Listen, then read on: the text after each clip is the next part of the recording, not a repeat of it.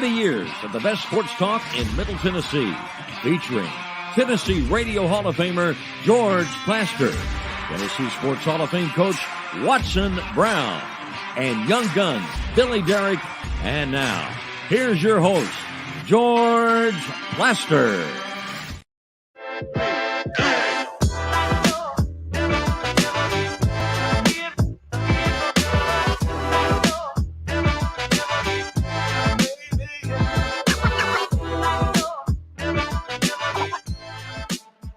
Hello again, everybody. Welcome in. Kind of a cloudy, overcast Thursday, but boy, a lot of football to get to. It's a fun time of the year. We got the world champions right next to us. We've got, well, let me try it this way, Nissan Stadium back here. We got a little bit of everything ready for you in the heart of football season. Underdog picks at 3 o'clock today. But first things first, during football season, we always start with our daily Titans update, which is brought to you by Lori Burnett Leland. She wants to be your mortgage lady, and through the folks at USA Mortgage, that is absolutely possible. 615-969-4350. Terry McCormick, Main Street Media, joining us. Terry, what is the word? Well, George, the Titans had a few guys missing from practice today during the open portion. A couple of those, Derrick Henry and DeAndre Hopkins, were not out there during the open portion. Both of them a little bit nicked up coming out of the game on Sunday. Henry was listed yesterday as limited on the injury report with a toe.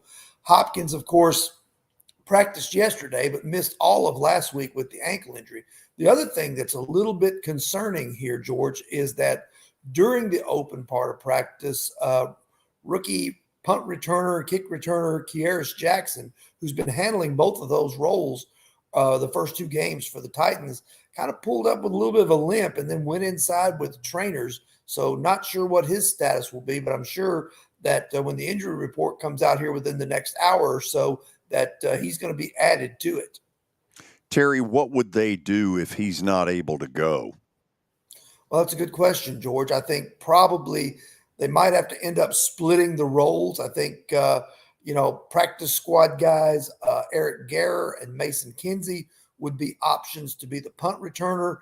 Julius Chestnut has handled some of the kickoff returns in last season. So my guess would be that he might be the primary option on kickoffs if Kearis Jackson is sidelined. Now, in fairness, the kickoffs no longer mean a thing, as we have seemed to have lawyered up and gotten the kickoff out of the NFL. It's the punt return part that's the concern. Terry, what else? Well, George, one of the things, and I'll have a story up about this pretty soon, but Jeffrey Simmons was pretty matter of fact today. He was asked about Deshaun Watson, and he said, hey, he's a guy that, we can go in and look for opportunities to strip the ball because sometimes he holds it away from his body. Watson has already fumbled 3 times in the first 2 games this year, including one that TJ Watt took back for a touchdown for the Steelers Monday night. And then also he has been intercepted twice, and one of those the Steelers took back for a touchdown. So Titans looking for some opportunities from some turnovers here if they can get into the head of Deshaun Watson. Yeah, the one thing Watson does have, that's a guaranteed contract, which has pissed off the rest of the NFL owners. Terry, what else? Anything important? Well, George, it's interesting, kind of going into this ball game. This is a kind of the Titans at 1-1, they really need to find a way to win. I think this is going to be a low-scoring defensive kind of game, the type of game that they seem to like to play, but it's also the type of game that the Browns, that kind of favors them. So it's going to be interesting to see what transpires on Sunday, because the winner of this is going to be 2-1 and sitting in pretty good shape early in the year. The loser of that's going to be 1-2, and those teams that get off to that slow start, sometimes it's hard to overcome that. And we all knew, George, that the harder part of the Titans schedule was going to be through this first 5 or 6 games, including the London trip against the Baltimore Ravens. If they can weather that storm, then the schedule does ease up somewhat, and they may be able to make some hay, as they say. Terry, it's interesting because I was doing for tomorrow's show a tale of the tape. Running games are very similar as far as how they can get it done. Passing games are pretty similar. They're both pretty damn good on defense. This should be a one-score game in some form or fashion. Yeah, I agree with you, George. And like I said, I think it's a whole lot more likely that this thing is 20-16 than 38-35. Agreed. Let's talk again tomorrow at 3:05. All right. Sounds good. Terry McCormick's Daily Titans Update brought to you by Lori Burnett Leland. She wants to be your mortgage lady, and through the folks at USA Mortgage, that absolutely can happen. 615-969-4350. Let's check in with Kelly Holcomb, who joins us from Murfreesboro. Are you of the same opinion, low scoring, tight? I think so, but you never know about the NFL. Both those teams could get hot at the same time, and both could just start scoring. So you never really know. We talked about it yesterday or the day before. I mean, I'm just not like Deshaun Watson is kind of a. I'm sure he's going to have to get back into the rhythm, but he does not look like the guy that was at Clemson. I mean, he's gotten bigger, slower. Slower. Didn't look good the other night, and Terry talked about the turnovers, man. He holds that ball like a loaf of bread. And a couple of times the other night, while he was getting his 15-yard face mask penalties, both of them. I mean, he's got the ball out here, so it doesn't take much. I mean, you can drop that ball with I know he's got big hands, obviously, because they measure your hands and they want quarterbacks to have big hands, but still, you should tuck that ball in because you never know what's going to happen. So he's really careless with the ball right now. And if you're the Titans, you want to capitalize on that. That's for sure. Okay, Billy. Yep. What's going on in your world? Not much. We got a little football tonight. Giants at the 49ers. The Niners are big 10.5-point favorites. I would guess that's a lot of because of Saquon Barkley being out. And although it was up there even when he was questionable, this is probably more about San Fran than anything. Just more their dominance. Yeah. They are That's a team. what I'm thinking. If Purdy stays healthy, I mean, they've got the same shot they did last year to win it all, I think, or at least get there. Here's the thing. On Thursday night, you don't know what the hell you're getting. No, and I was going to bring that up. I've tried to watch the last couple, and I don't know what it is. And I feel like it's gotten worse over the years of guys just not looking like they want to be there on Thursday night. Kelly, take it. It's a hard deal. You get kind of focused in on the rituals and the habits of doing things. That's why everybody on Sunday everybody knows you got a Sunday and Monday night, but they've tried to make this Thursday night. Now they've got two games on Monday now. I guess they're going to the 2-game deal. For this will be weeks. Coming up the last time that happens. Good, because I just saw where they're having that. I'm like, 2 games on Monday, but every National Football League player wants to play on Sunday at 1:00. That way you can get up, you can have your team meal, you can have pregame, you get on the bus, you go to the stadium, you get taped up, you do your pregame ritual, and then you go play. These games at 7 o'clock at nighttime, man, and having to wait all day. Like I remember having a Monday night game against the St. Louis Rams, and they took us to a movie. I think I watched The Last Samurai. I think that's what it was. And I went out and didn't play too well that night, but. You think it was the movie? No, it wasn't the movie. It was me. Well, think about this, Billy.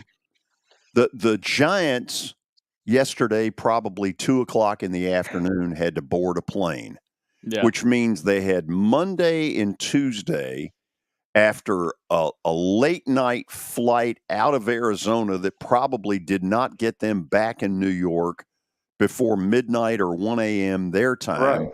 I mean, to me, this is where the Players Association had the backbone of a chocolate eclair.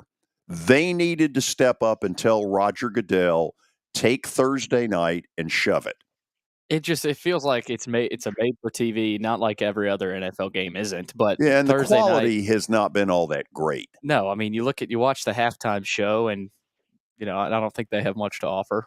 Here's Richard Sherman, and I don't even know who else is up there. Oh, Joe Thomas, Fitzmagic is part. Patrick, Yeah. He's Whatever He is. he's wearing. he's the draw. Yeah. So here's the key to Thursday nights. Take the home team. They don't have to travel. No. True. It's an advantage. So the team that has to travel, does that mean they have one less day of Huge. practice? Sure it does. Yeah. Well, Usually. either that or Wednesday morning. Yeah. I mean, they're going to have a walkthrough. They'll probably have a walkthrough at the building, then they'll probably leave. But it's still, I mean, it's not your place. And y'all just hit on it. Like, they should make sure when you're scheduling somebody, you should not make the New York Giants go out to Phoenix, have to fly back, and then have to get up that Monday morning. I mean, they've got that. There's such a huge, fast turnaround. It's not good for their bodies. It's just not. I'm not a big fan. I like watching it on Thursday night, but I'm kind of with y'all. I think it's too much.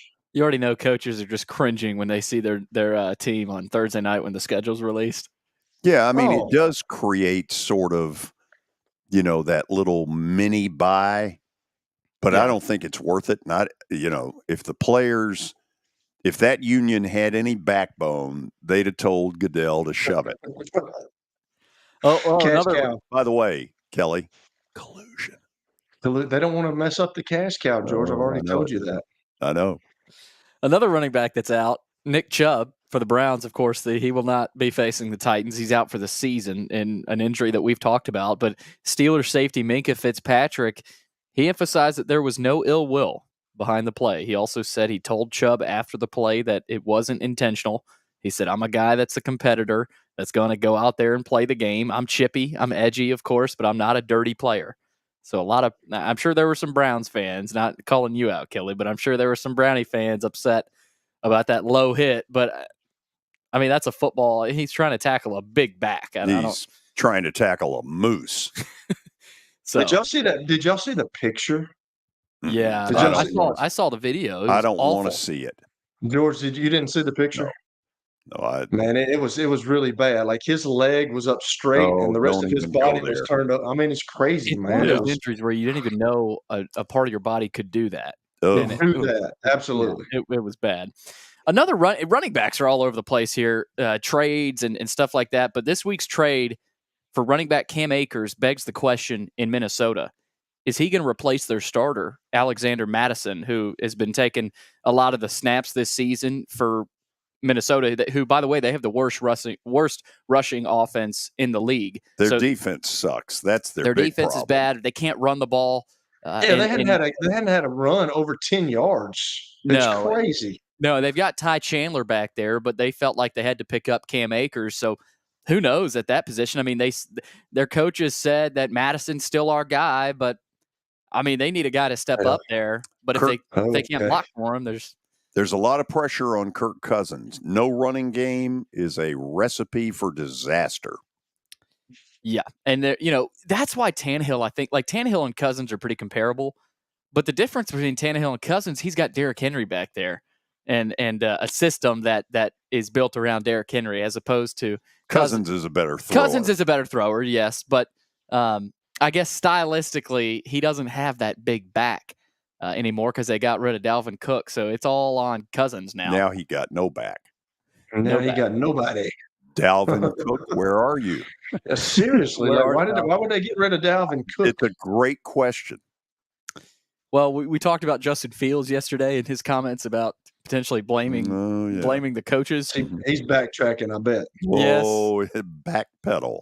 He is. But the Bears GM also came out. He called an impromptu news conference earlier today to address the fallout of his comments, Fields' comments. He said, no one in our entire building, none of our coaches see Fields as a finger pointer at all. So I haven't heard Fields really backtrack yet. Ooh, yes, he did. Or did he? About 2 hours later. What did he say? I missed that. He said, it's on me. Okay. That's not how I am. I missed that. I still think that he's got value in the NFL. I think he can be a good NFL quarterback. But, Kelly, I don't think he's got a lot of weapons around him. No, and you have to have people around you. I mean, there's not many John Elways that can take a team like he did to 3 Super Bowls, and he didn't have much. Yeah. And then you see when he gets guys around him, like the Terrell Davises of the world, and those guys that kind of bring it to the upper echelon. So you're right. You got to have people around you, and that was what I got into when I was in Cleveland. Myself and Tim, we had some guys, but we needed a couple more, and it just didn't happen. Got a couple of big injury status reports for quarterbacks. Joe Burrow remains day-to-day. We're all day-to-day. So we'll see. He's got a brace on his right knee or right calf. He's not playing. He's not playing. I don't think. Yeah, you can tell when he got off the field, when he walked off the field, he goes, "Oh," and he used the word, because did he? Yeah. Did it start with S? No, it didn't. It didn't start with S. It was it was a big word. Oh, 4-letter word. Yeah, it was a 4-letter word, but he did not. He didn't look very confident that he would be playing next week, because that's the deal is like a soft tissue, like a hamstring. If you don't fix it and you don't rest, you're going to mess with it all year, and it's going to be there all year. They play here next week. And they're probably keeping that game in mind, because that's a big one in the AFC. Who they got this week? Rams. Oh, that's right. That's one of the Monday night deals. Yep. Okay. Kelly, anytime your coach says you're day to day on Thursday, we're all day to day. Yeah, it's not happening. Not good. Last quarterback update: Bryce Young is not expected to play against the Seahawks, so it is official. I think we knew that. Andy Dalton's going to get the start. So Andy Dalton, I totally forgot he was even still in the league. Andy Dalton is still playing? Good gracious, he's George's age. Wow. Kudos to him. I'm sure he's day to day. I'd like to send that little clip to Andy Dalton. Smart guy, and he's probably sitting there going, "Who the hell is Kelly Holcomb?" That'll fire him up. He would. There's no question. He's like, "Who is this guy?" I'm for him though. As long as he can play, baby. Yeah. We're done? We're done. After the break, you will hear from Vanderbilt football coach Clark Lee as they get ready to play Kentucky Saturday morning, 11 o'clock here in Nashville. Then we'll take a look at what is a big slate of big games. None bigger than South Bend, Indiana. Yes, indeedy. The Irish. Well, here come the Irish. Here come the Buckeyes. Mm-mm. I kind of think you're right this time. Sam Hartman's the better quarterback, but we'll get into it. I mean, that wasn't exactly. We think no, Sam Hartman is a better quarterback. Lou Holtz analysis, Kelly. We'll get Lou Holtz's opinion on. So Lou's going to join us later. Lou's going to join us. Oh, this is big. We'll see if the schedule turns out to be right. Stay tuned. You'll hear from Clark Lee when we come back. Year number 2 of the Plaster and Friends Celebrity Bowling Night was awesome. And the reason is really simple. I chose Strike and... Year number 2 of the Plaster and Friends Celebrity Bowling Night was awesome. And the reason is really simple. I chose Strike and Spare, and they were amazing. They have great food, great bowling, and a staff that is truly ready to go the extra mile to help you. They have 5 family fun centers in the area to choose from. And for more info, go to strikeandspare.com or call them at 615-824-5685. How am I going to get to work?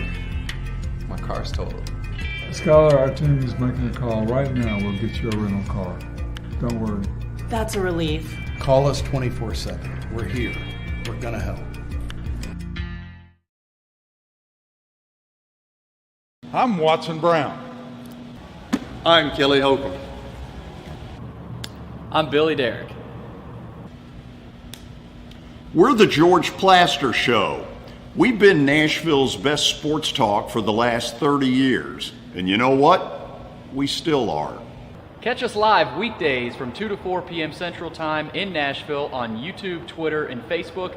Also, the podcast version is available on Spotify and Apple Podcasts. As the trusted premier custom home builder in Middle Tennessee, Donnelly Timmons has over 20 years of experience in the industry. Whether you're looking to build your dream home or renovate your current home, Their team will ensure that every client and every remodel is unique, luxurious, and completed on time within budget. Founders Dustin Timmons and Joey Donnelly have over 25 years of construction experience in the Nashville area. Together, they have completed projects in Forest Hills, Oak Hill, Green Hills, Franklin, and Brentwood. Dustin and Joey believe that communication is the most important aspect of all construction projects. Therefore, they personally manage each project themselves and are involved in job site activities on a daily basis. Their commitment to quality and integrity has earned them an outstanding reputation among their clients. Contact them to set an appointment for a free consultation or to view some of their completed projects. Give them a call at 615-456-7983 or log on to DonnellyTimmons.com. Looking for more than just awards and trophies? Southern Trophy House is your one-stop solution. For over 60 years, their team has created lasting impressions with a personalized touch. From embroidery to screen-printed apparel to corporate awards, signs, and name badges, they have everything you need to keep your brand shining bright. With their knowledgeable customer service team, you can relax as they create, produce, pack, and ship merchandise and awards on time and on budget.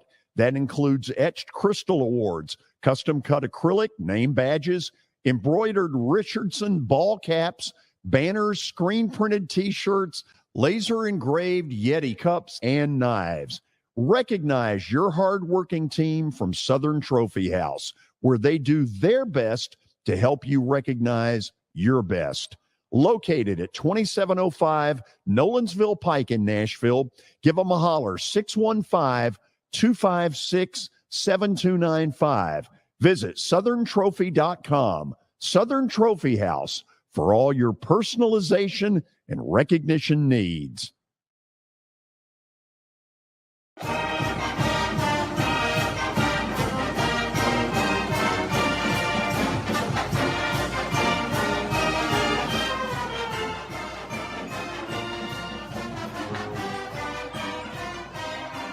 We're back. Vandy is home for 2 weeks. They've got Kentucky Saturday at 11 in the morning, and then Missouri a week from now at 3 p.m., and then it gets significantly tougher in the SEC.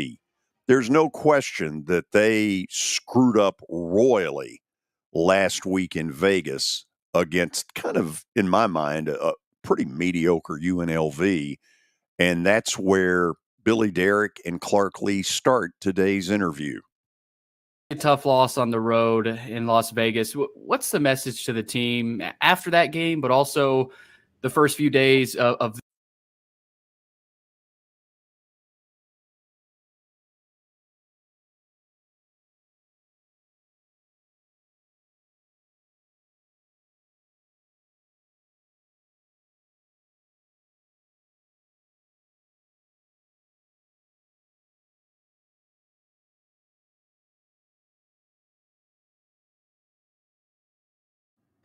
having some issues with this interview? I'm going to try to reset it, George.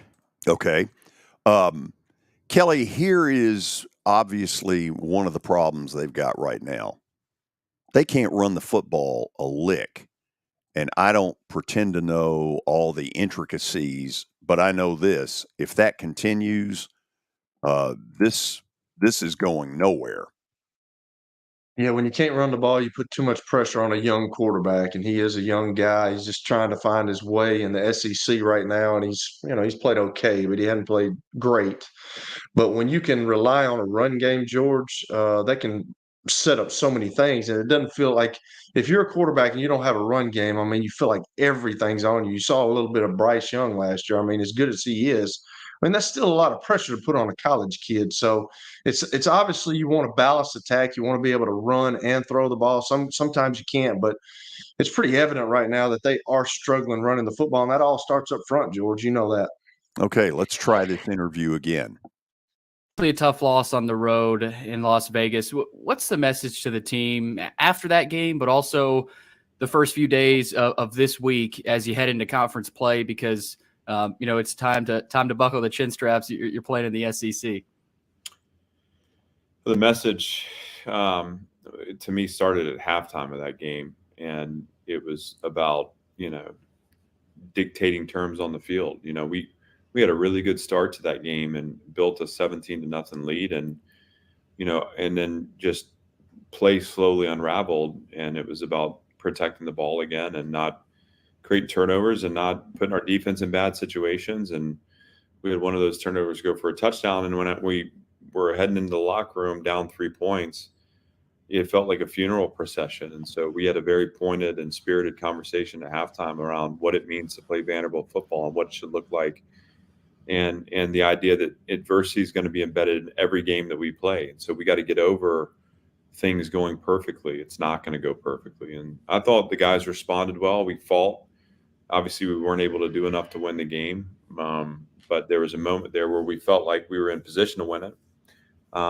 And so afterwards, it was more just challenging them and challenging the mindset around, how do we respond to being 2-2 with everything that we want to achieve out in front of us, and knowing that we have a good team and knowing that we just need to play better. Are we gonna be defeated? Are we gonna, have sad faces on our looks on our faces? Or are we gonna own it and set our jaws and step into what needs the attitude we need to have to improve, knowing that we still hold all the things in our hands that we want for this season. That was the message after the game. And, Monday we kind of unpacked the things that went on. And Tuesday we turned the page to Kentucky, and Tuesday and Wednesday have been days where, rather than step back, I've stepped into that challenge again to say, the things that we don't want to show up on Saturday, we need to be confronting, Monday through Friday. And so that needs to be a signature of our preparation right now, because that's a way for us to build something that has boundaries, that has identity, that doesn't look so fragile on Saturdays. And if I was going to say in the last 2 weeks, anything that has been frustrating to me is just, I feel like we have a fragile sideline right now, and we're too reactive to negative plays, and probably too reactive to positive plays too. It's about consistently going out there, doing your job, executing the call, resetting for the next snap, and focusing on getting to your technique fast to the opponent. So the guys that bounce back, we've had a good couple of days. We're banged up, right? So that's another part of the challenge this week. But they're excited to have a chance to play against a good SEC team. Coach, I remember talking to you last year after the South Carolina game, right? Tough loss, head back into a couple of SEC games against Kentucky and Florida. You guys end up winning those 2 games. Does this remind you of last year at all at this point in the season? Obviously, it's earlier in the season. And can you draw any comparisons to that and any experience to that of these guys have been through adversity before, and now you got to jump into SEC play and fight for every inch? Certainly, I think there are parallels, and there's guys on this team that were a part of that process. We talked a lot last year. I mean, I said this to the team on Monday. I would take 2-2 with Team 3 versus 3-1 with Team 2 any day of the week, because what happened after 3-1 was 5 consecutive losses. And right now we have the ability to step into better performance and to go after what it is that we want from this season, which what we've said is postseason play. And so all that to say, I think the biggest challenge here is, we have the experience. They understand what's left in the year and how we can go pursue the things that we set out to pursue at the beginning. But what is the emotional toll that those 2 games take, and how willing are they to fully invest in the work that, respecting the work that is required to win. And what I've seen to this point this week on the practice field has been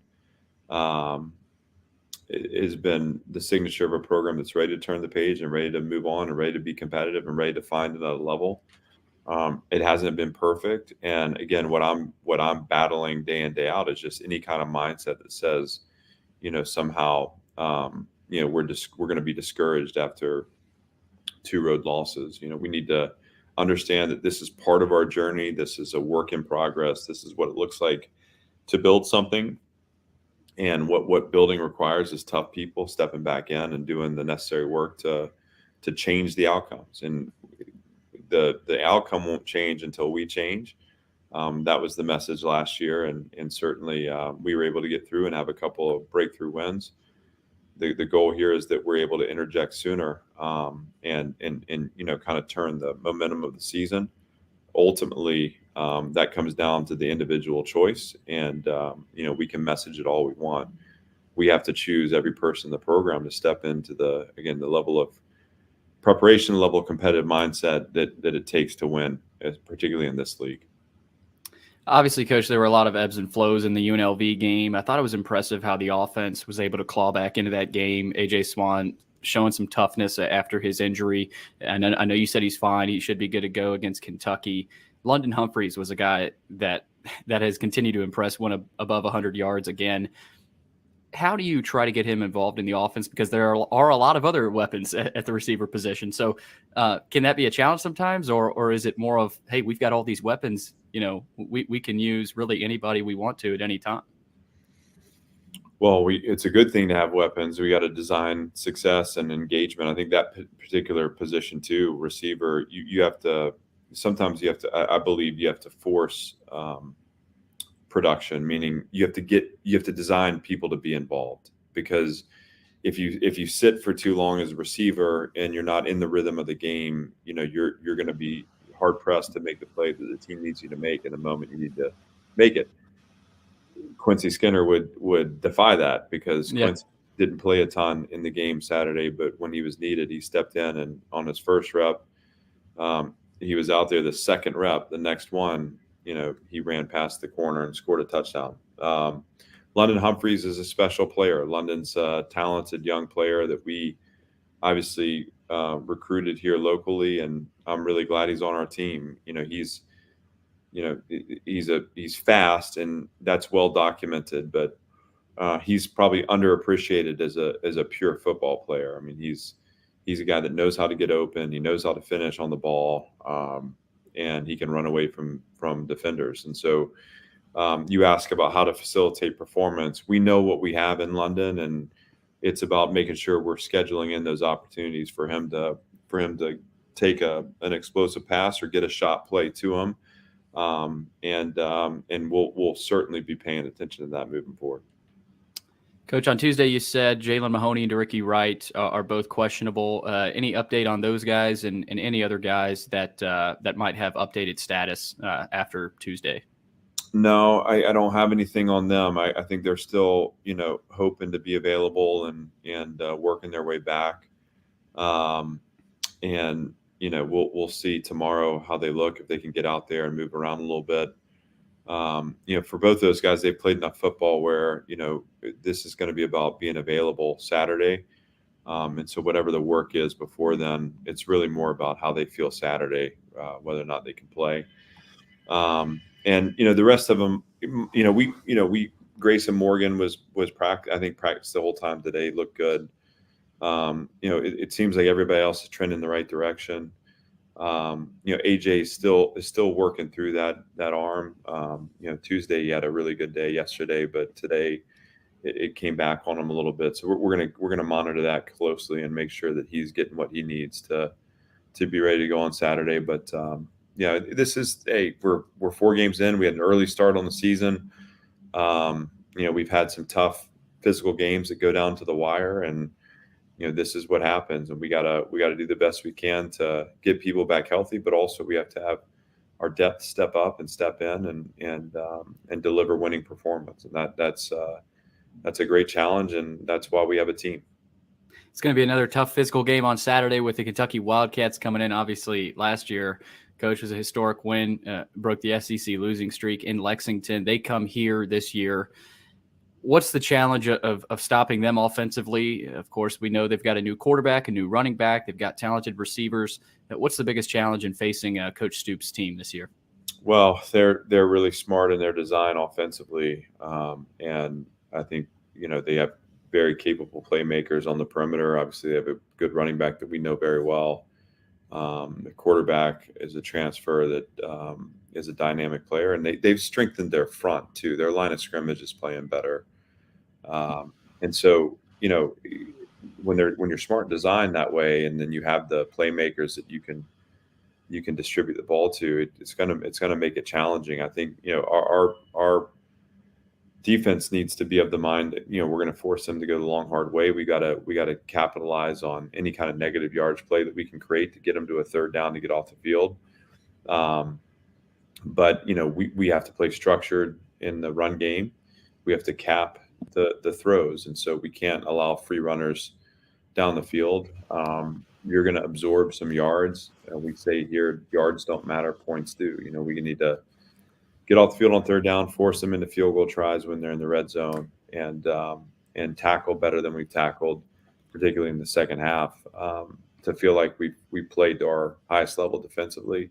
Their defense is big up front, and they're long and athletic, and a similar group to what we saw a year ago, honestly.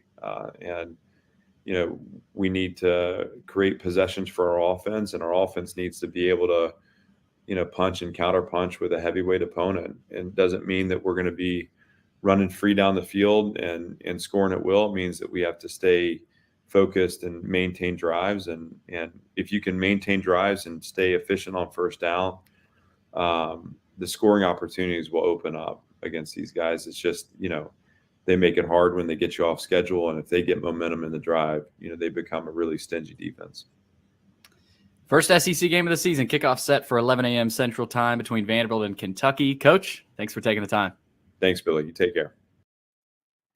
So, Kelly, I don't know that I've ever heard a coach ever use the term fragile sideline before. Oh, wow, yeah.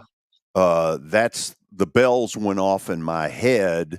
Is that we don't know how to win? It's crazy because that's exactly what I picked up from that interview, man. Like, Nick Saban said it a long time ago, this game is an emotional game, but you can't play it emotionally. And, when Clark Lee said that, man, that's just where the program is, George. He knew that when he came in. He played there. He wanted to come back here. He's probably one of the only coaches that really wanted to come back here. Everybody wants a job, but I think he wants to get this thing going and rolling and be the head coach for a while. And you've got to go through things like that. Being on the sideline when things go bad or when things go good, you've got to be able to handle that. And I can remember being in some clubs where we were losing games and then something on the field happened and you're like, here we go again. It always happens, and you got to get past that mindset. And that's it's kind of what he was, I think that's what he was meaning. Oh, it's a lesson I learned as a 23-year-old sideline announcer of theirs, that you'd get to a certain point, in particular in SEC games, and everybody would look around and go, now what do we do? And that's you got to get past that. Yeah. And I almost feel like that's built into Vanderbilt a little bit. Like, the players are fully aware of the history of the program they're playing for. And I think that can be built into their minds a little bit. And that's another layer of the challenge that Clark has to try to wipe away, right? Just the mental, you got to have them. You can't have them thinking like the old Vanderbilt players thought, right? The best thing they're doing is they are open to the possibility of Nashville recruiting. Mm-hmm. Eric Mason's staff didn't even know where the hell Nashville was. Yeah. And there were times where I would go to games and I would later ask a coach, is Vandy in the mix? We've never seen him. We've never heard him. And that was, for me, a very telltale kind of sign, because there is some talent in and around this area, and they need to get some of it. And in London Humphreys, they've gotten by far, in my mind, their biggest bright spot this year is that kid. Yeah. And there's some parents of kids that would love to have their kids stay in Nashville, and obviously it's the kid's decision, but London, his dad was the track coach, I think, at Vanderbilt, Clark Humphreys. And he grew up a big Vandy fan. So I think there's more people like that than we realize in Nashville. Big sorry, George. I think that's a huge selling point too for Vanderbilt, like the Nashville area. Like there's not Like you go to Ole Miss. Ole Miss is not a big town. You go to Mississippi State, that's not a big town. Like Gainesville is okay. Lexington is bigger, but like Nashville is the place. I mean, I think that's a selling point that you got to tell these young kids. And y'all are absolutely right. You got to keep the Brentwood Academies, the MBAs, the CPAs, some of these kids around the Nashville area. You got to keep them here. And you get to watch this show. That's right. Okay, maybe that's not a recruiting tool.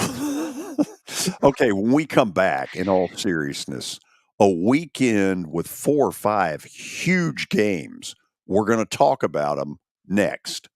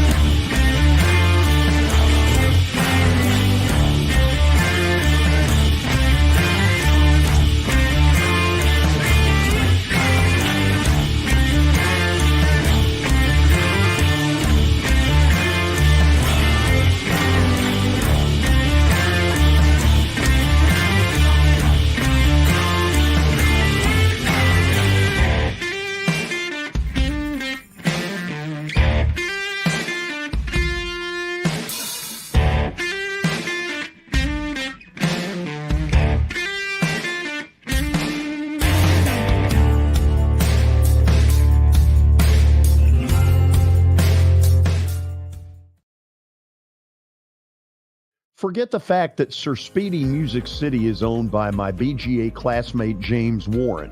Their work stands on its own merit. James and his staff do incredible work, as evidenced by the huge banners at the Plaster and Friends Celebrity Bowling Night. If you're looking for quality to help your marketing and business communications, and you want it at a reasonable price, these are your folks. Call them at 615-832-9511 or go to print at sirspeedymusiccity.com. And be sure to tell them Plaz sent you. Family owned and operated for more than 2 decades, Alaco Fine Wood Floors is Nashville and Middle Tennessee's choice for premium quality hardwood floors. Since 1995, Jimmy Alaco and his army of employees have embodied the approach of taking pride in one's craft and providing superior customer service, growing from a one-man shop to a team of 23 professionals who share the founder's passion for quality craftsmanship and customer satisfaction. If you are interested in contacting them, you can find their headquarters at 2505 Winford Avenue in Berry Hill, or give them a call at 615-356-0303. Again, that's 615-356-0303, or log on to alacofinewoodfloors.com. Alaco Fine Wood Floors, serving Middle Tennessee's hardwood flooring needs since 1995. You can't see the sights without the sounds. From the crack of the bat to the roar of the crowd and everything in between, discover what Hit City has to offer. Spend your nights cheering on the Nashville Sounds at First Horizon Park with giveaways, fireworks shows, theme weekends, and more. Single game tickets are on sale now. Visit NashvilleSounds.com to claim your seat today. For over 35 years, Wilson Bank & Trust has been committed to providing customized banking solutions to help individuals, families, and businesses in Tennessee achieve their goals. As your full-service community bank, we are proud to offer loans with competitive rates, local decision-making, and fast, friendly service from our experienced lenders. No matter where you are on your financial journey, Wilson Bank & Trust is ready to help you take the next step. Visit your nearest Wilson Bank & Trust office or online at wilsonbank.com to get started today. Member FDIC, Equal Housing Lender.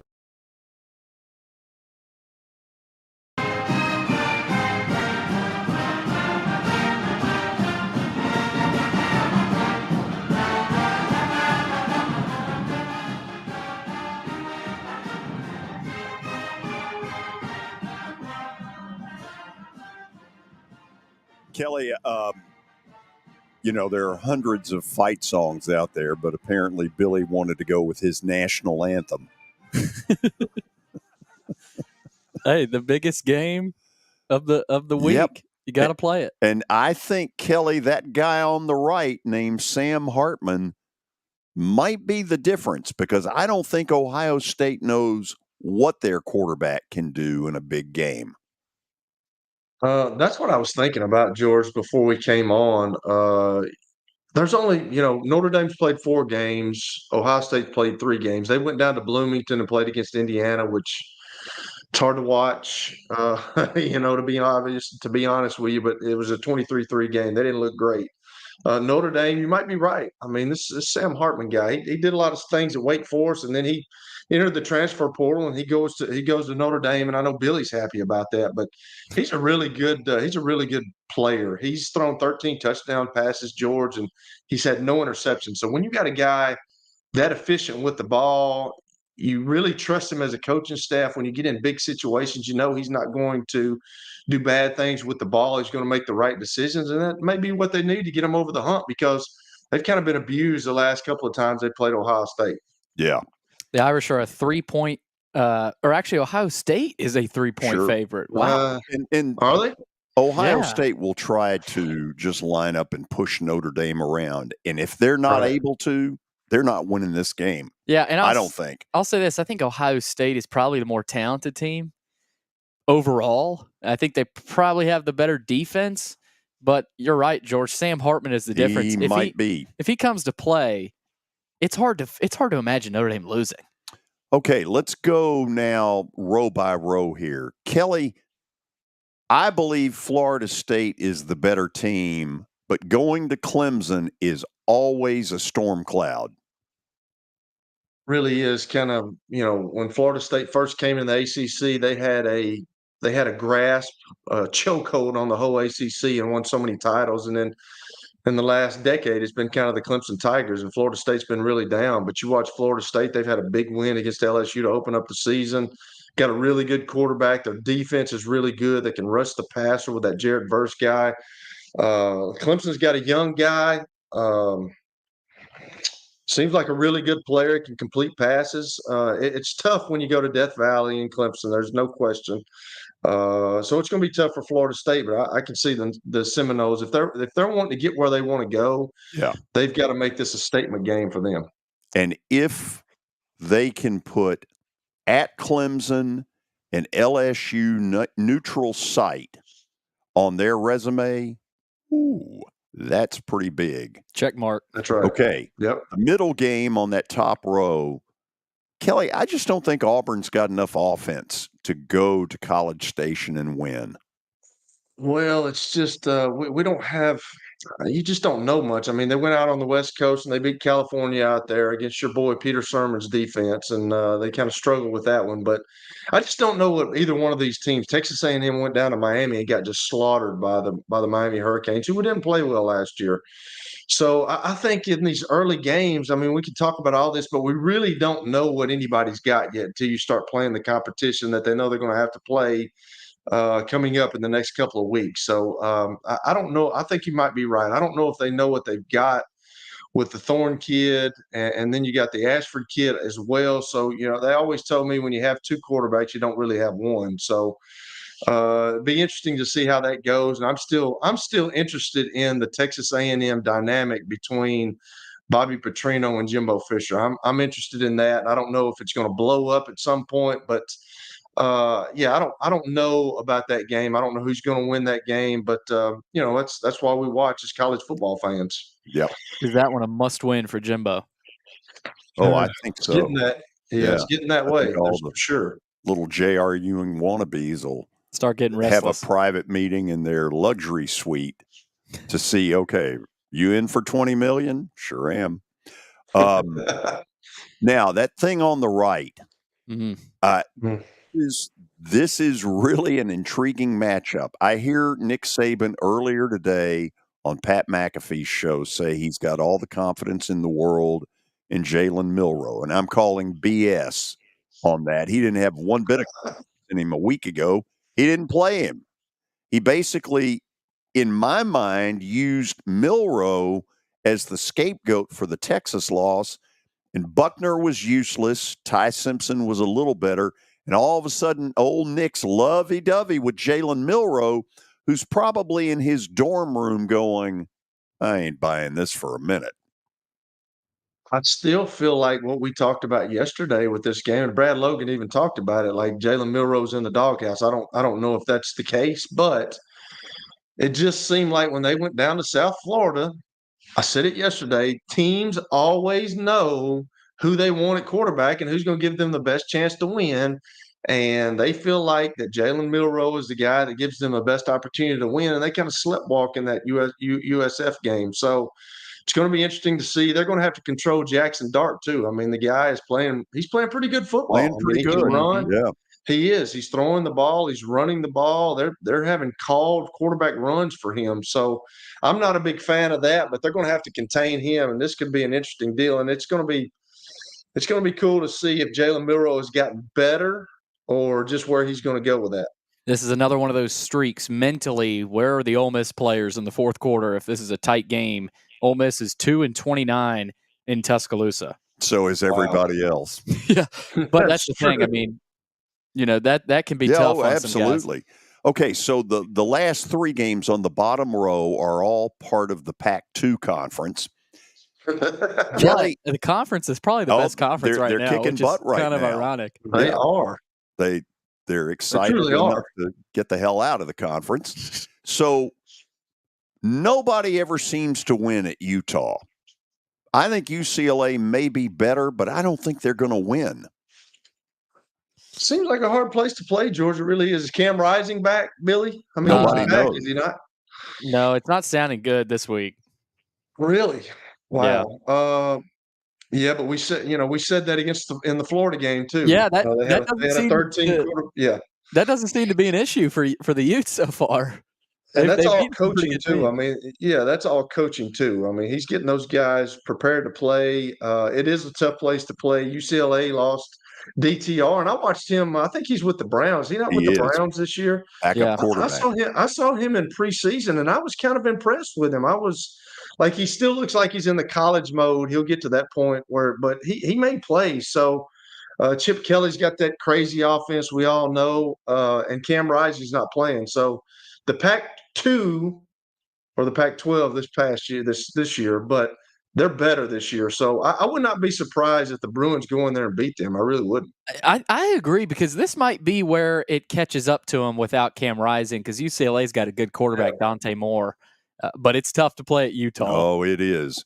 So would you give Colorado plus 21? No. I don't think so, man. I really don't. I think Oregon's better, obviously, but like, I know the whole buzz this year is about the Colorado Buffaloes and about Deion Sanders and his son. And his son can play ball. If they can protect him, they're going to be in a lot of games if they can protect him. Oregon's usually got a sound defense, guys that can rush the passer on the outside. They got Bo Nix. I don't know if it's that many. I don't know if Colorado will win this game, but I wouldn't put it past Deion, because he's a master motivator. And I'll always say this: if you're a Colorado fan right now, they were really bad for the last 2 decades, but they got kids on that team that he's brought in through the transfer portal that play really, really hard for him. And when you got kids that play hard, you're in all games. The fans love you, and you got a chance. So I don't know. They'd like to have Travis Hunter probably this week. Oh, well, sure. Absolutely. The last game. Quarterback at Washington State is the most underrated Heisman Trophy candidate going. What's his name? Kaliak Manis or something? No, it's Ward, isn't it? What is his Isn't name? he the kid Ward? I don't even know. Cam Ward, you're right. Yeah. Anyway, nobody's heard of him. Nobody knows his name. He's really good. Washington State, they might win this game. The Beavs are state favorite. The Beavers are really good though too. I mean, they got a really good coach, and these are the two teams that are going to be stuck in the Pac-2. So they're obviously got that rivalry going. But Washington State has started out really hot, but I think Oregon State is really well coached. Both teams are obviously well coached, but that's one of the better matchups. I mean, you look at it. I don't know about the Oregon, Colorado, the Utah, UCLA, but I think this Washington State-Oregon State game has got a potential to be really, really good, George. Yeah, Kelly, this is a sleeper pick for game of the weekend, because both teams are 3-0. they're pissed about everybody leaving them high and dry. This in week the Pac-12. It doesn't get in the top 5. Well, I think any other week it would. Any other week. But still, I just think the fire and because you win this game, you're the king of the Pac-2. Stat of the day is coming up next, and then underdog picks. And guess what? I won a game. It's a miracle. Yeah, it is. I've still yet to win a game on the show or the other show that I'm on. Congratulations. Stay tuned. Convenience and value, 2 words that we expect when we do business. Our goal at JHA Company is to deliver just that, both to our school partners and to our customers. Whether you're purchasing photos, yearbooks, class jewelry, letter jackets, school spirit wear, or senior graduation products, we strive to make the experience easy, convenient, and cost-effective. Find out more at jhacompany.com or call 615-867-6345 for more information. JHA, one source, one company. Hey, thank you for meeting with me today. The insurance company has made an offer. Already? Wow. They've offered you the entire policy. Thank you, Blair. You're so welcome.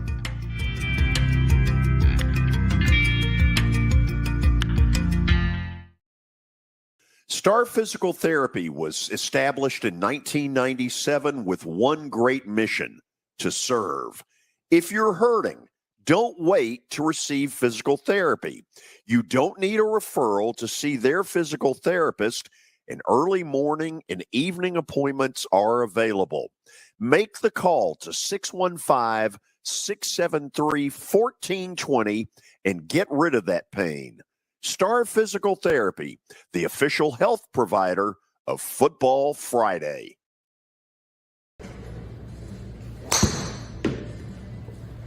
So who said I can't be a golfer? Well, you know what? This is X Golf, located just down the road from the Fordyce Center in Bellevue. This is fun.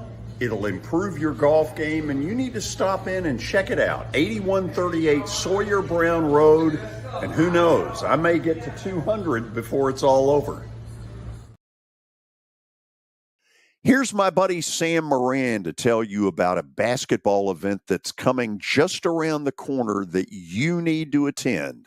Thank you, George. Stars Basketball Club will be having our nightly fundraising dinner on Tuesday, October 3rd at Brentwood Baptist Church. That's at 7777 Concord Road in Brentwood, Tennessee. We look forward to hosting Coach Jimmy Dykes with ESPN and SEC Network basketball college analysts, as well as Miss Betty Wiseman from Belmont University with other college coaches in attendance. You can go and find out more at starsbasketballclub.com. And we look forward to seeing you Tuesday, October 3rd at 5:30 in Brentwood, Tennessee. Order your tickets. I'll be there, and I hope you will be as well.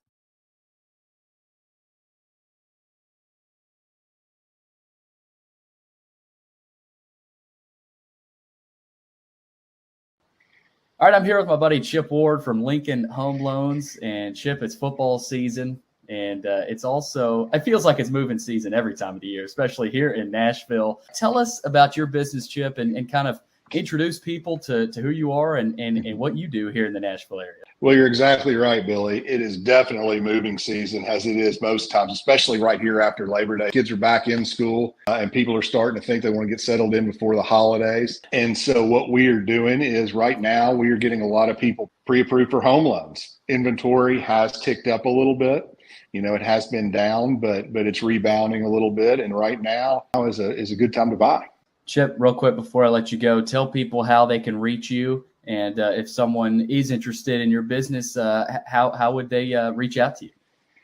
Well, sure. At Lincoln Home Loans, you can reach me at 615-500-7579. My URL for my application page is chipward.net, and my email address is simply chip@chipward.net. And so I'd love to hear from anybody. I can answer any questions about the whole home buying and financing process.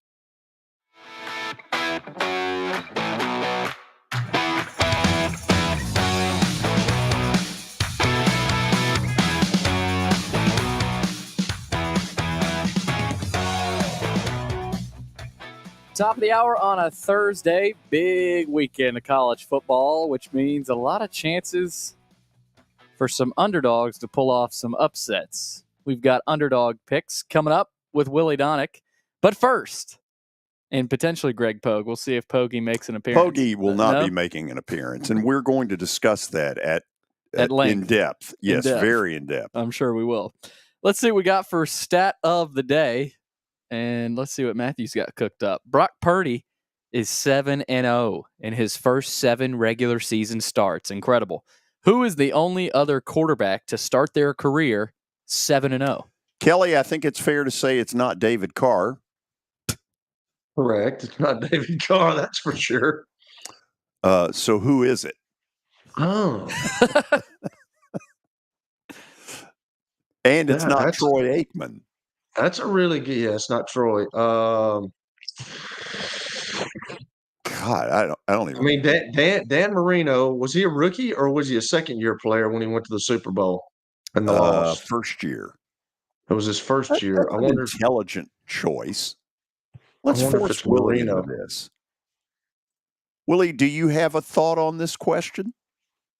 My first thought is I wonder what Holcomb was in his first 7 starts. It wasn't 7. It wasn't 7-0. I promise you that.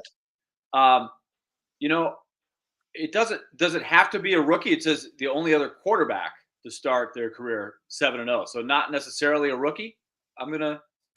Not necessarily a rookie. I'm not sure if this guy. It seems like Willie is it would stalling. have to be. Hold on. Would it be Kurt Warner? It would not be Kurt Warner. Okay. Gosh. Not Marino. We do not have the correct answer, do we? You have not said the correct answer yet. Oh, good gracious. Lamar Jackson. I mean, let's just. Kelly's just throwing stuff. Let's look at it. Now. And Willie suddenly can't speak. Is just doing a lot of mumbling, not giving us anything. I'll say Willie, Joe do you Montana. have an answer? Joe Montana. Joe Montana. Incorrect. Well, who is it? Ben Roethlisberger. Oh, wow. Roethlisberger. Gosh. Who would have thought? Wow. And that was his rookie year. I thought about him, but I thought they might have had a loss in there somewhere. Sure you did, Willie. Sure you did. So now let's get to the underdog picks. On most weeks, the panel includes me, Kelly Holcomb in the middle, Willie with better lighting. I think we've had an improvement there. And Pogey. However, this week, Pogey has pulled up lame. He is in St. Louis to watch his beloved Milwaukee Brewers take on the St. Louis Cardinals. Kelly, in recent weeks, there has been some vitriol between the two of you. He has accused you of being a phony country boy and has stated that you live in a gated community. Your reaction? Live in a gated community, but I do have a gate. So I've got to let you in. And if Pogey came, I wouldn't let Pogey in. That's for sure. I'd probably let you two guys in. Billy, I don't know if I'd let Billy in at this point, but yeah, I think you need to. I think you need to sit down and have a talk with old Pogey and just say, "Is this really important to you or what?" Because if you're not going to be on, we're going to cut you. You're out. So, Billy, am I correct? You will be choosing for Pogey. I will. Okay. Willie, last week, the commissioner took on some water with a very cheesy graphic that while you had won, the other 3 of us were all lumped in like, Sandinistas. All of you are losers. Would you have done that? No, I believe there should have been more detail and more effort put into this contest. This is a first-class contest. It needs first-class commissionership. So I'm curious if we've had any corrections this week. Right. I mean, that's when you make a mistake, fix it and move on. Upgrade. Only time will tell. However, I kind of like the way Billy does it, because when Willie's on his show, I mean, he wants to be Dr. Phil and give everybody little encouragement points. We don't need all that, Willie. I mean, I don't need you to.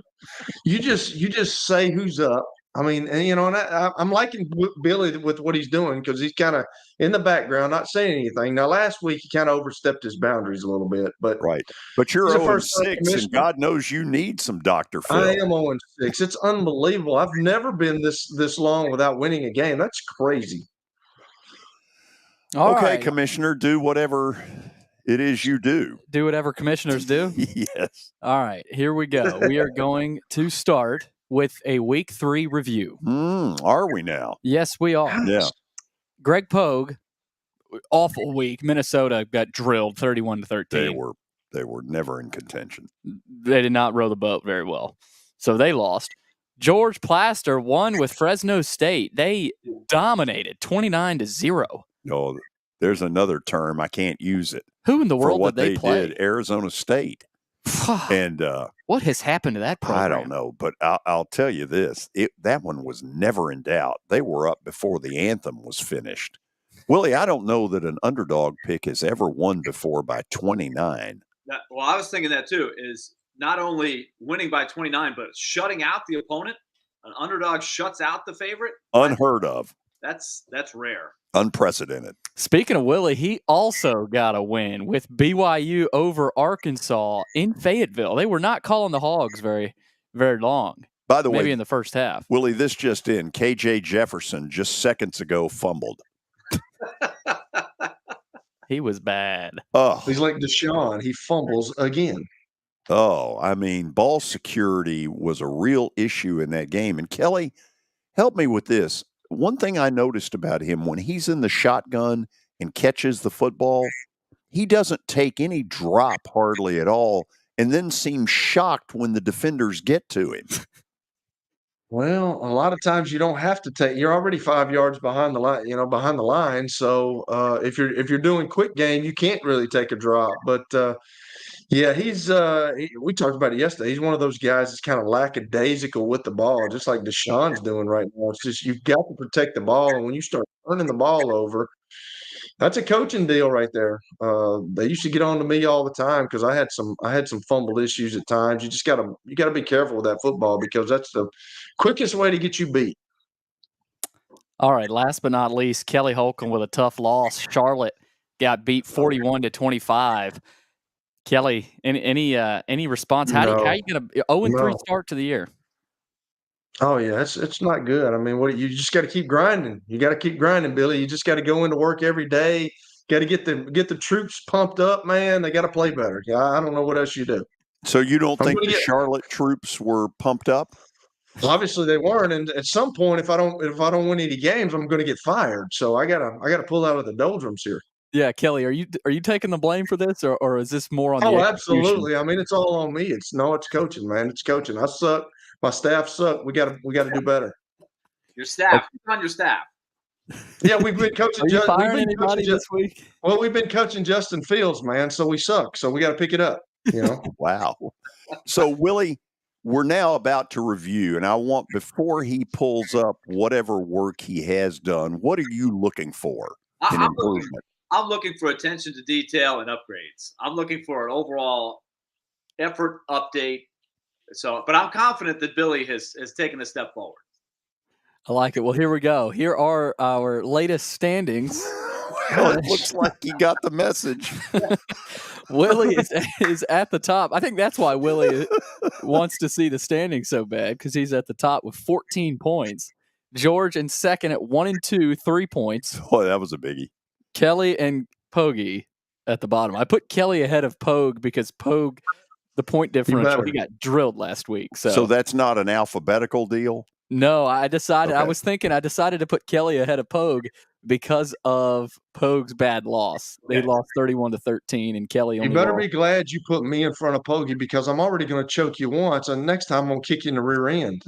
Wow! Yeah, if such violence. If it was roles reversed, I probably would have put Pogie in front of you if you weren't here. Okay, Kelly. All right, you're on the list, Toss. You're on the list. In the name of attention to detail, I believe it should say T3 under Holcomb and Pogue. They are tied for third. Yeah, I'll make a note of that. That would be the bronze medalist, correct? Yes. Okay.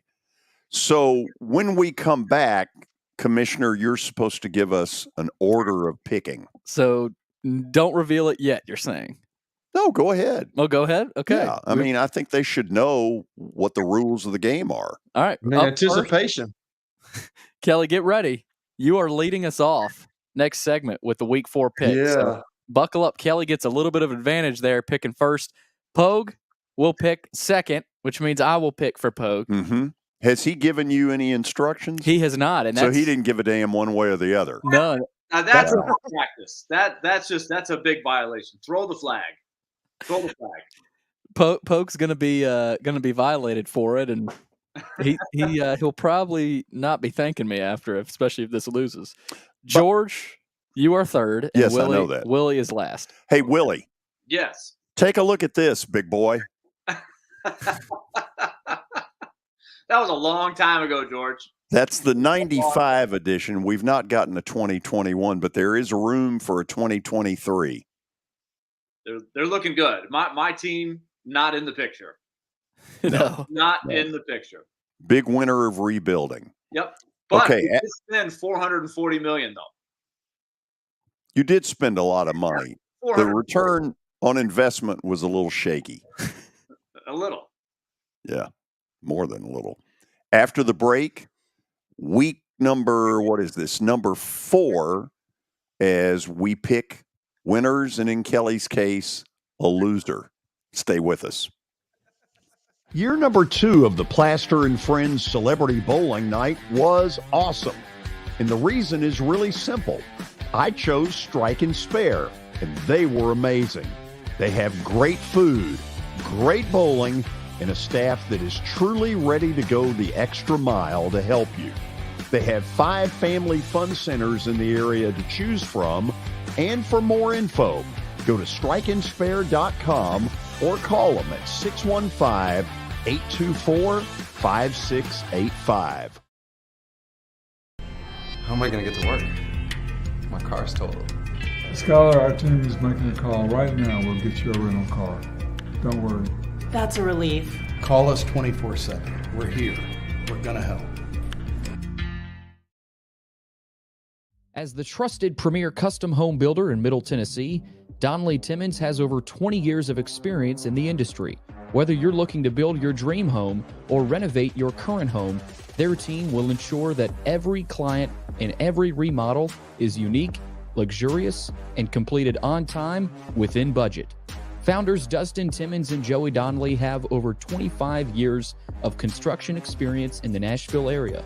Together, they have completed projects in Forest Hills, Oak Hill, Green Hills, Franklin, and Brentwood. Dustin and Joey believe that communication is the most important aspect of all construction projects. Therefore, they personally manage each project themselves and are involved in job site activities on a daily basis. Their commitment to quality and integrity has earned them an outstanding reputation among their clients. Contact them to set an appointment for a free consultation or to view some of their completed projects. Give them a call at 615-456-7983 or log on to DonnellyTimmons.com. The George Plaster Show is Nashville's best sports talk, 2 to 4 p.m. Monday through Friday on Twitter, Facebook, and YouTube. There's a podcast version available on Spotify and Apple Podcast. Looking for more than just awards and trophies? Southern Trophy House is your one-stop solution. For over 60 years, their team has created lasting impressions with a personalized touch. From embroidery to screen-printed apparel to corporate awards, signs, and name badges, they have everything you need to keep your brand shining bright. With their knowledgeable customer service team, you can relax as they create, produce, pack, and ship merchandise and awards on time and on budget. That includes etched crystal awards, custom-cut acrylic, name badges, embroidered Richardson ball caps, banners, screen-printed T-shirts, laser-engraved Yeti cups, and knives. Recognize your hard-working team from Southern Trophy House, where they do their best to help you recognize your best. located at 2705 Nolensville Pike in Nashville. Give them a holler, 615-256-7295. Visit southerntrophy.com. Southern Trophy House for all your personalization and recognition needs.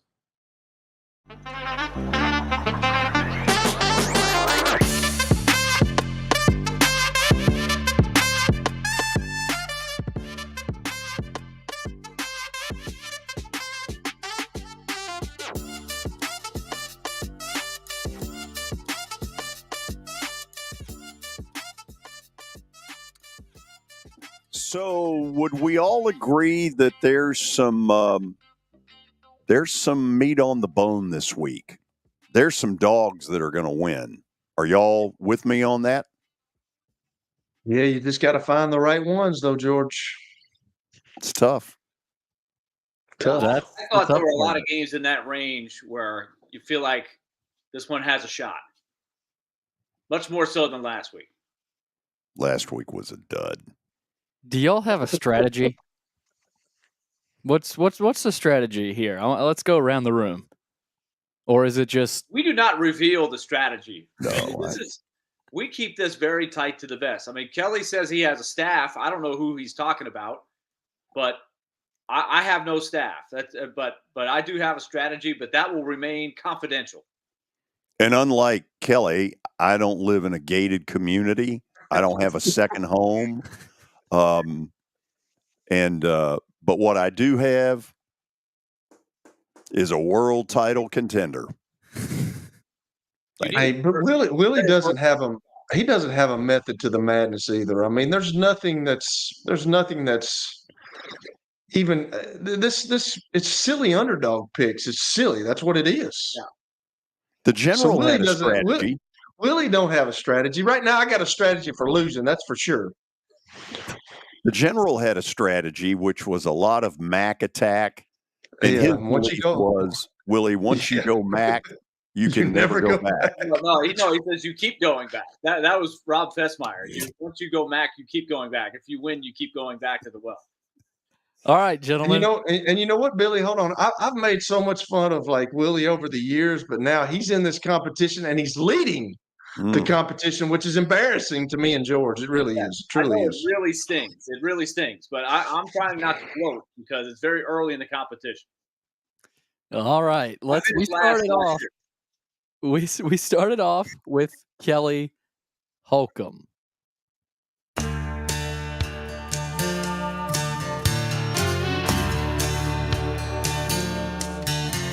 That hot old summer sun, make it big for your next breath. There we go. You'd probably be on the creek bank and laid in the shade. Yeah, there you go. Lord. Chewing on a hickory twig. Boy, I'll tell you this. You don't get that on 80s on 8. No, you do not. Is it done? I can't hear it. I can't hear it good, Bill. Is it done? Oh, God, let's hope so. It's finishing up. I'll retime it. I got to get that down. I'll retime it next week. God. All right. So every week I write my teams down, and I told George this the other day. Last week I had 4 teams written down, and 2 of them won and 2 of them lost, and I picked the 2 that lost. That's great. So this week I'm going to go what I did on the show with Willie. I'm going to say that we talked about it earlier. This is going to be a really good game. It could be the best game of the weekend. I'm going to say the Washington State Cougars beat Oregon State. Ooh. So Kelly going with Wazoo. I am. Upset Oregon State at home. They're getting 3 points, so not the biggest line. They're going. No, I'm just trying to get a win, man. I got to get a win. It's like a putt. When you're missing a bunch of putts, you got to see a putt go in. I've just got to get a win, Billy. You understand what I'm saying? I got to get a win. Just trying to get a little confidence under you. I have to. I mean, we've got to get our team some confidence. They're really bad. They're on the sideline. They're very emotional on the sideline, as Coach Clark Lee talked about. There's some shock on the sideline, so we just got to get something in the right direction. Willie brought up your staff earlier, questioning whether it exists. If it does, what has this done to staff morale? Oh, it's really bad right now. I'm thinking about axing some of them, but I mean, the axe falls to me because I'm the head guy. So it's not happening right now. Furlough the others, axe you. Absolutely. When the heat gets on the head coaches, man, you gotta disperse it somewhere. I got to get rid of a coordinator or something so I can maybe last another year or two. File the quality control coach, whatever that is. Billy, so are we playing Pogie's silly music? We are. Greg Pogue is up Really? next, 0-3, trying He's nowhere to be found. Get a win just like Kelly.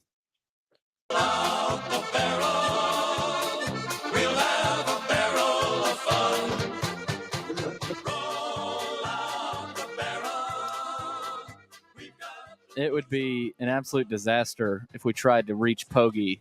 Where is he, George? He's at Busch Stadium in St. Louis, which is just down the road, Willie, from the Edward R. Jones Dome or whatever they call it, which is right next door to the Lumiere Casino. Oh, yes. We have stayed right there the last couple of years, the Nashville Predators. Very good access to the casino, George. Have you been in there? Very much. Yes, to eat, not to gamble. Do they have a good buffet? No. Not at all. That makes a lot of sense. All right. So St. Louis is lacking in some areas. I hate to say it, but I'm glad whoever made that administrative decision to not have Pogie, not even try Pogie from out there, because that would have been an absolute disaster. So I didn't make it, but Pogue should have given you a couple of picks. Seriously. Drill. He's a veteran. He's not a rookie. He knows his competition. Give the commissioner a couple picks. Put a little effort into it. He should get a 0. Yes, seriously. So, Billy, right here, I think you need to pick like a game that you know is not going to win. I mean, that's what Pogie gets for not giving you some games. Like you got to look American. Exactly. You can't Madison, actually.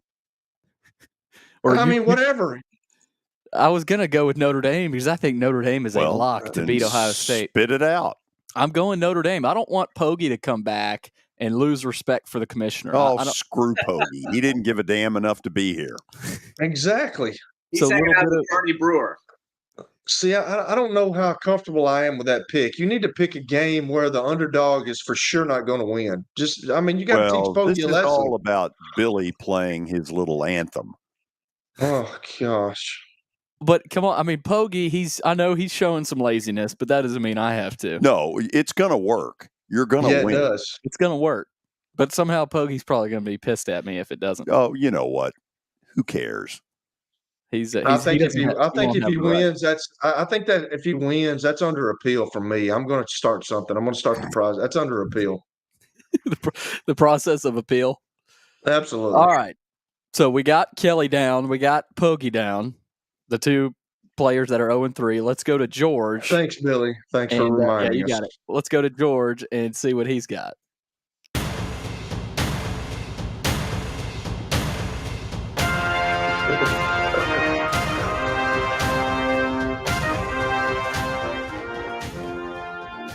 No, I'm not sure about that one. That one really doesn't inspire anybody. Willie?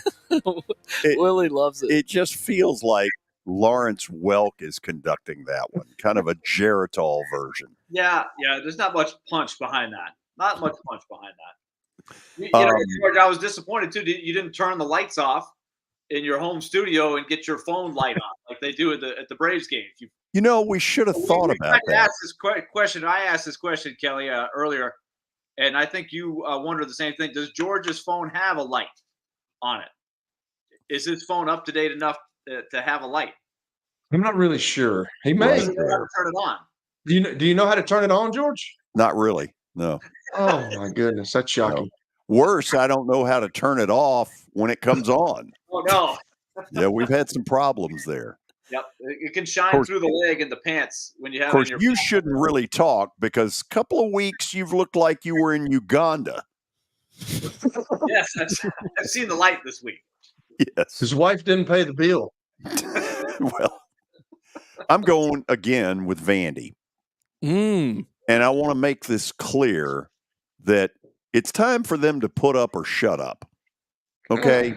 We've been hearing all this stuff about how much better they are, and I think they are somewhat better. But what we saw a week ago isn't going to cut it. They need to look like an organized football team who knows when to call timeout, who knows who's going to call timeout, and not all this romper room crap we saw in Vegas. For Willie, what happens in Vegas stays in Vegas. Yes. Thank you.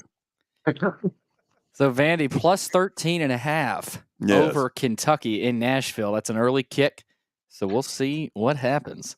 All right, we close it out with Willie Donick after these ads to get by this video. Here we go. Oh.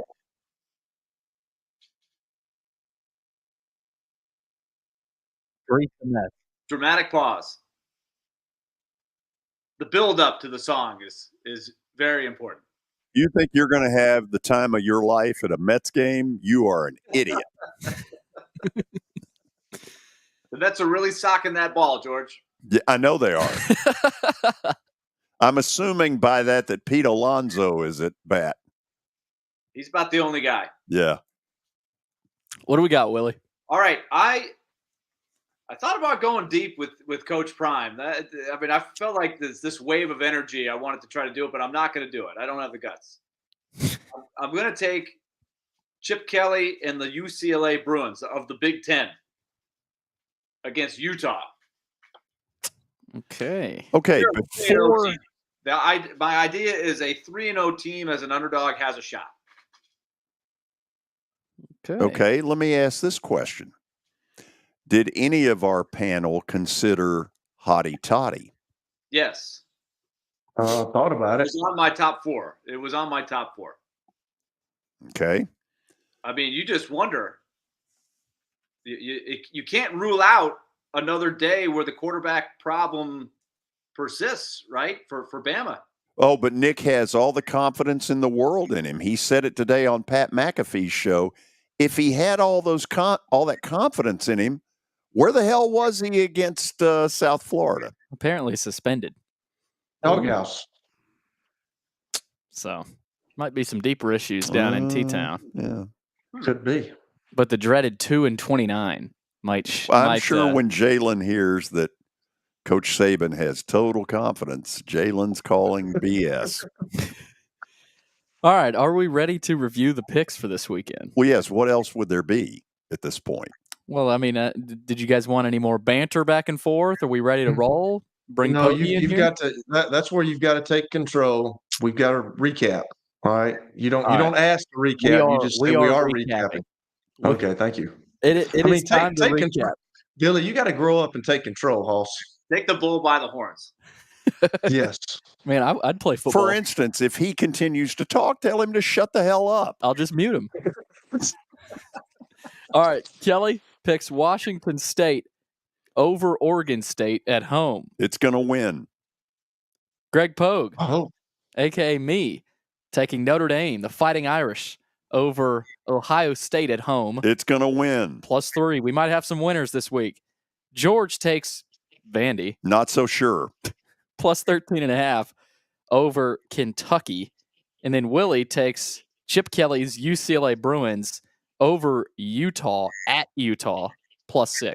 Not sure about that one. Oh, Utah's that's a pretty good pick. Place to play, Willie. They got the U going. That's right. Gentlemen, good luck this weekend. Yeah. Stuff it, Billy. First time Willie did that. I'll never forget the first time he did that on radio. And go ahead and say it.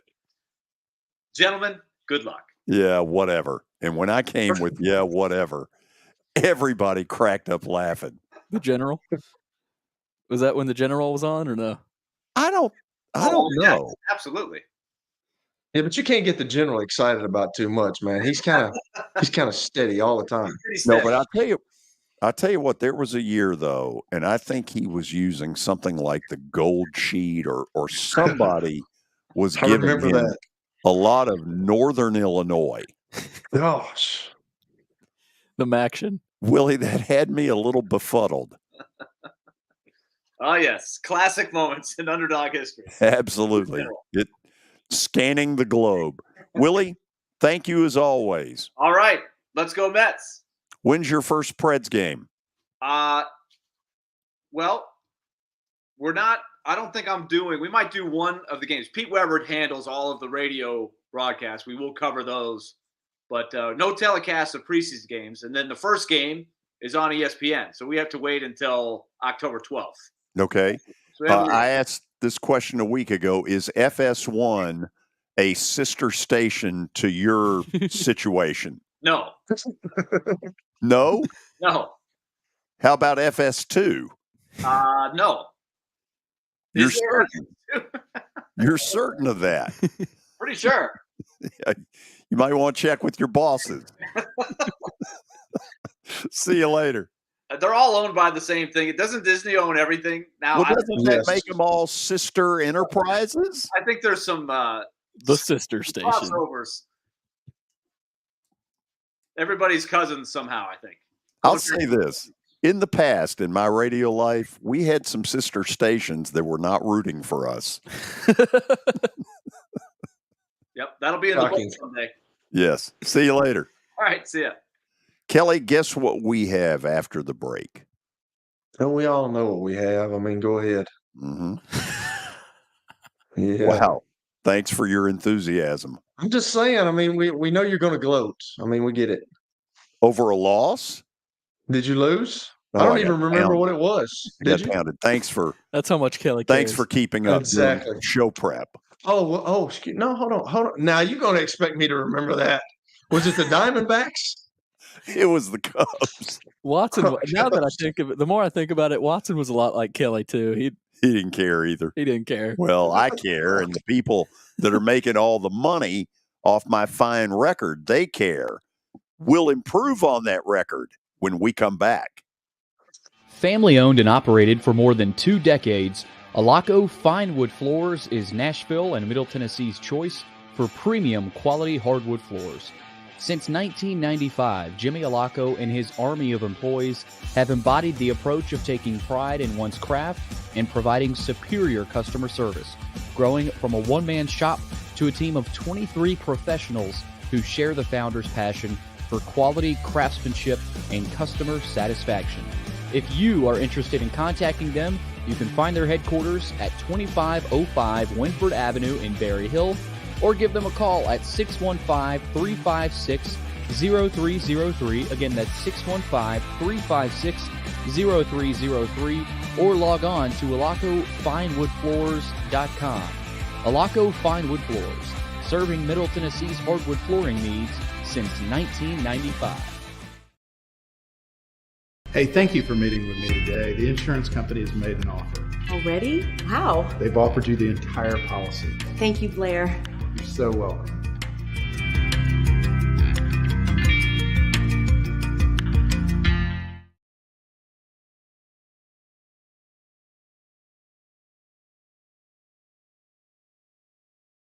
You can't see the sights without the sounds. From the crack of the bat to the roar of the crowd and everything in between. Discover what Hit City has to offer. Single game tickets are on sale now.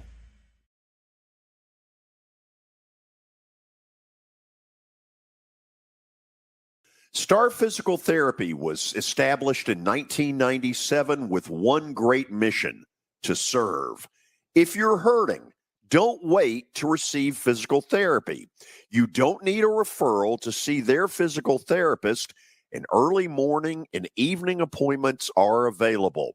Make the call to 615-673-1420 and get rid of that pain. Star Physical Therapy, the official health provider of Football Friday. Convenience and value, 2 words that we expect when we do business. Our goal at JHA Company is to deliver just that, both to our school partners and to our customers. Whether you're purchasing photos, yearbooks, class jewelry, letter jackets, school spirit wear, or senior graduation products, we strive to make the experience easy, convenient, and cost-effective. Find out more at jhacompany.com or call 615-867-6345 for more information. JHA, one source, one company.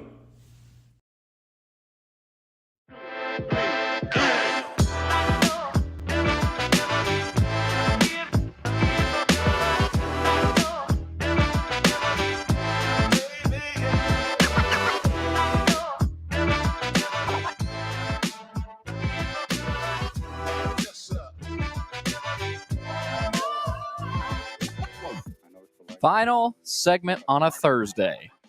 Keep in mind, we will be at Franklin Road Academy tomorrow. Do we get to show our little graphic later? We will. Okay. We certainly Do can. we get to show our sports speaker series graphic later? I'm sure we can as Okay. well. Well, that's good. Have to take that up with the producer. Mm-hmm. But first, Plaster's Bet of the Day brought to you by Bart Durham Injury Law. And let's take a look at what happened last night for the people. Were the people happy or were they upset? No, the Cubs fans were pissed. Tough loss. They got bombed. Justin Steele, who has a chance to be the Cy Young Award winner in the National League, may have lost a step or two in that deal. He got rocked.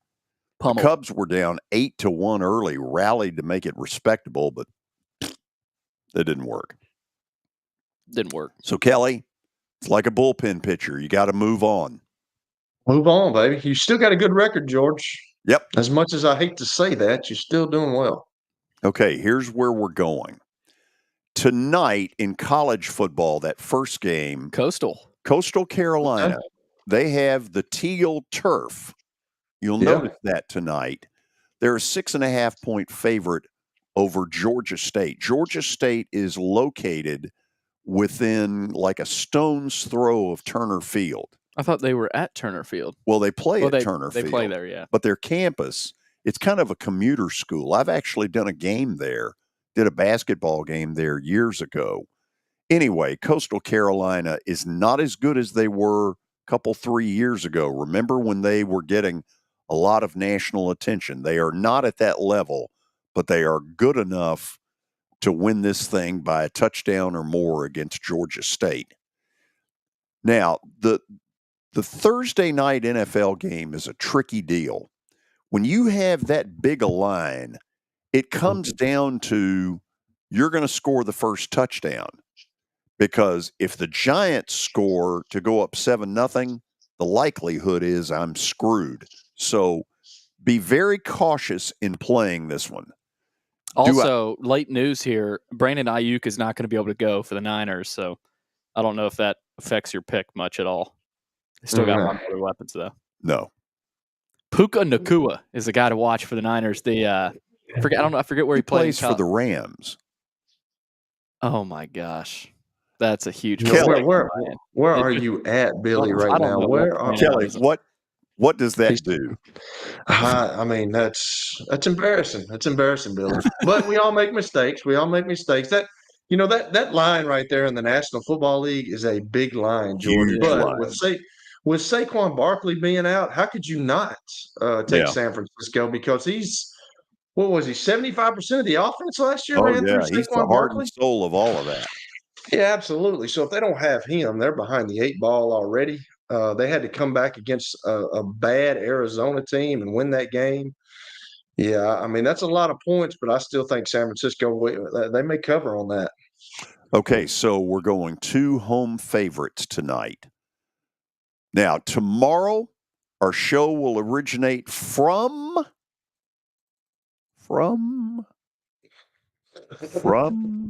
Franklin Road Academy. Excited about that. Nice. Oh, yeah. It's going to be fun. Who are they playing? East Nashville. East Nashville. Okay. Nashville is who they play. And we will be there. Our 2:00 hour will be high school exclusive, as has been the case in the first 5 weeks. And then we'll get to some Titans. We'll get to some college football. Watson Brown's going to make a 3 p.m. appearance. Excited about tomorrow. Looking forward to having a bunch of you join us in one form or fashion. Then the Wilson Bank and Trust Sports Speaker Series. Wednesday, October the 11th, former Titans coach Jeff Fisher will be our guest. We'll do kind of a long form interview with Jeff. And for those of you, we're going to do it at 11:30 in the morning so that if you work, you've got a chance to come out to the Fordyce Center and then get back to work in time, not fired. It's a free event. If you want lunch, lunch is available because we're on the second floor of the Fordyce Center. To sign up, simply email me. Let me know that you want to come. Let me know how many people are in your party. The email address is plastergeorge@gmail.com. Again, plastergeorge@gmail.com. Kelly, enjoy your weekend. George, I appreciate it. I've got one last thing for you. Did Danny Evans miss me yesterday or not really? I think he did miss the kind of off the wall questions. Those are, I think he likes those. But he never said it. True. Did he feel it? Thanks, George. I'll give you his number. You can call him and just say. No, I'd rather not. I just popped in my head. I thought about it. I know you're not going to help me out there because I don't encourage you. You know, No, you've never. You've been kind of a hater. I have hated, but you're doing well in your plaster bet of the day, which that's whatever. Who Kelly, cares? you gonna be able to relax a little this weekend after a busy week? I should, yeah, I should. I got to go down to Troy tomorrow, so I mean, I'm heading down to Troy. They play the Western Kentucky Hilltoppers. Yes. Oh, yes. Should be So a fun game. How long a drive is it from here to Troy? Depends on the traffic. If there's no traffic, you can get there in 4.5. It's usually about 5. If there's Florida traffic, it's about 6.5. Cool. It's crazy. If it's 6.5, I'd tell him, listen, I'll watch it on TV. Well, mama ain't gonna have that in the house. No, I hear you. Listen, have a good one. We'll see you Monday. All right, guys. See you. See you, Kelly. Billy, you are not going anywhere. I will see you tomorrow. Go Braves. See you tomorrow.